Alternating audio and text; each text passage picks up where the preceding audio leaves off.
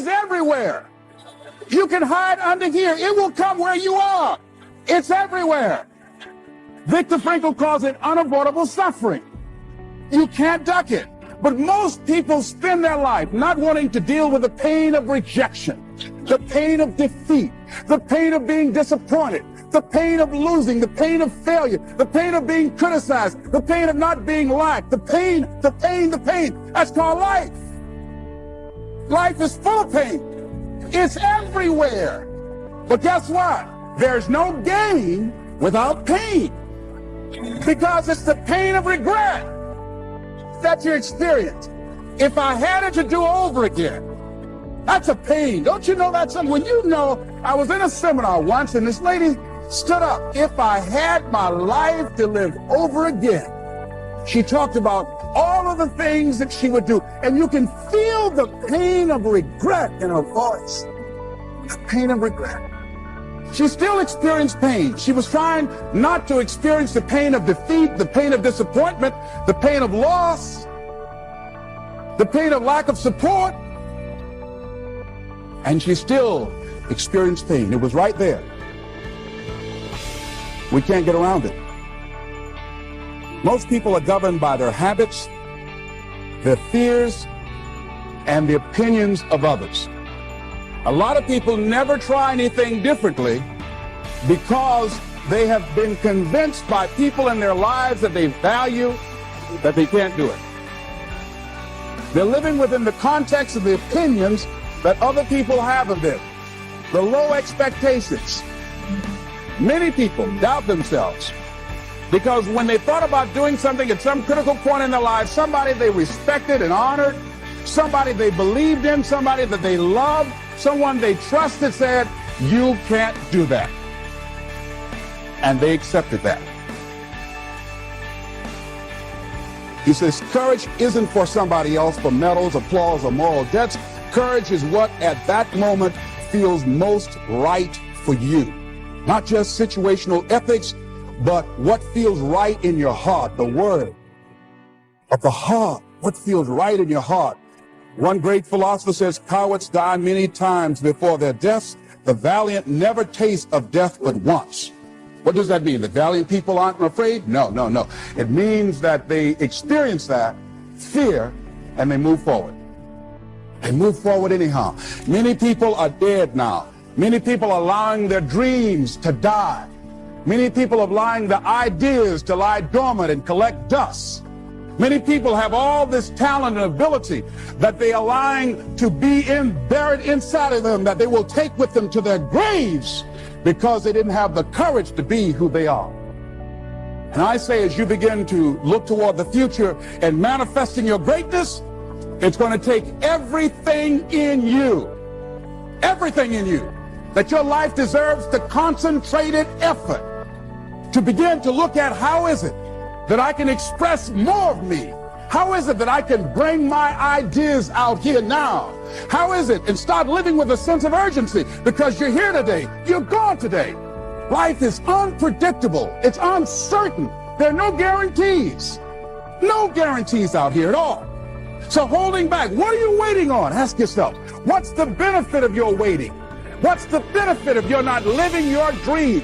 What's the benefit of not listening to yourself? Oh, please, listen to yourself. You know the feelings. If you start listening to the feelings in your heart, and I'm doing it now more every day, I find that my feelings, I can trust them. In what you've done with your life thus far, is it giving you what you want? Is it giving you what you want? When you look toward the future, when you look at all that's going on out here, is there some place within yourself you say, hey, I know I need to be out there in that arena. I know I can do more than what I've been doing. I know there's some great music that I have within me that I haven't brought out here yet. Is that something that you begin to look at within yourself? See, I say if you look at your life, and if you're not getting what you want, you owe it to yourself to do something differently. If you're on a job, 85%, they say, of Americans go to jobs that they're unhappy. If you're doing something 8 hours a day that you don't like, it's not giving you what you want, it's not giving you a strong feeling of satisfaction and fulfillment, you're miserable, you hate to go there, you're depressed just thinking about it, you sing the "Thank God It's Friday" song every week. If that's what it is, you owe it to yourself to start strategically working to change directions. See, but you know what most people will do? Most people will resist change. Most people will fight change as if change would be worse than what they're experiencing. See, they know this. They're familiar with this. Most people will not challenge the unknown. They won't just step out there. See, there's certain things that's got to be in place. They got to see it all together. And life isn't like that. That's not how you grow. So as you look at your life, you're saying, I'm not getting what I want. As you begin to look toward the future, begin to know that whatever it takes for you to create that, you've got that in you. You've got that. You've got genius in you. You've got goodness in you. You've got creativeness in you. If you decide to take the initiative to change the current quality of your life, I say to you that you will find that the universe is on your side, that life is on your side. Now, will it be turbulent? Yes. Will it be easy? No, no.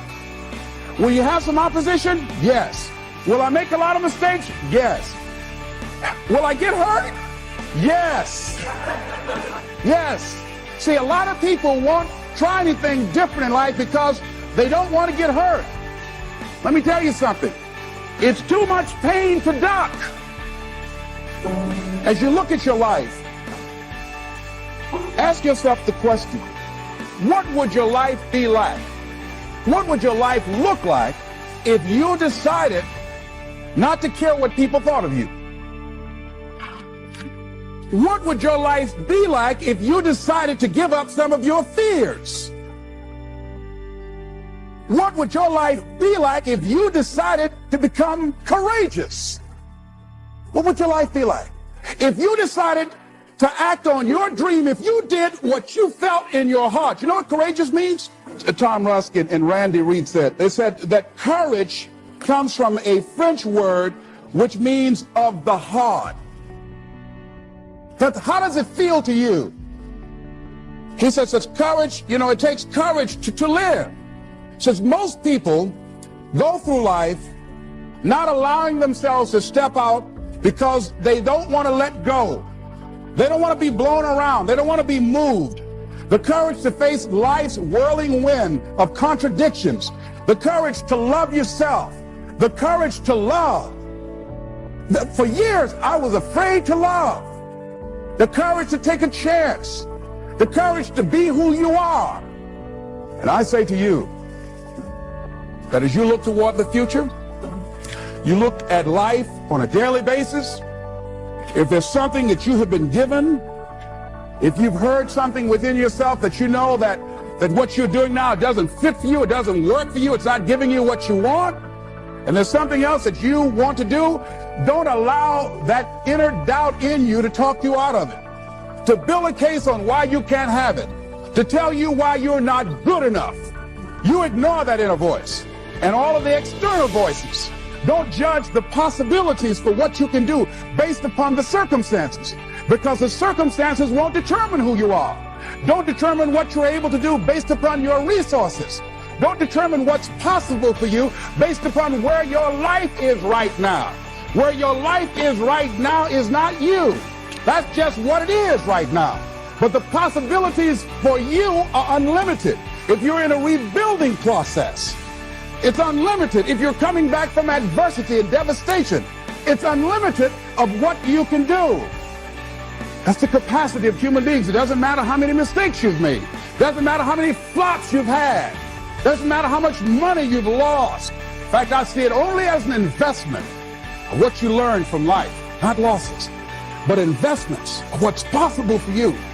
And I say to you that once you start listening to yourself, and as you begin to act on your dream, as you start just trying to find your way, doing what you can with what you have, you will start seeing things opening up for you. You'll start attracting people. You say, where'd they come from? Things will start coming together, clicking for you. You say, whoa. You start brainstorming. Ideas will come out of nowhere as you focus on it.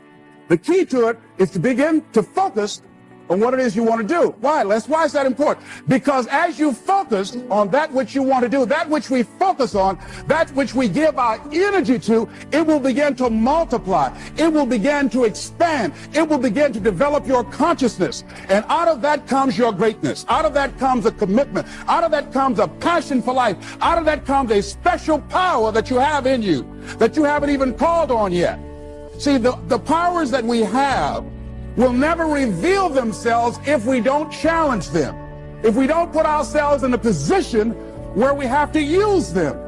So one of the most important things is reading a book that's a really interesting book called Instant Millionaire, and the guy said, put yourself in a position where you can't retreat, where it's do or die, sink or swim.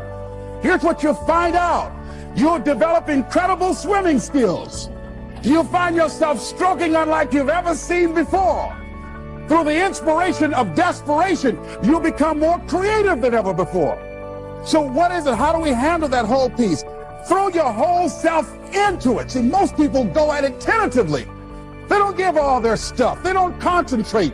They don't put everything they've got in. One guy wrote a book called All You Can Do Is All You Can Do. And all you can do is enough. But he said, make sure you do all you can do. I tell my guys all the time, I said, man, it's a big difference between somebody that works hard and a hard worker.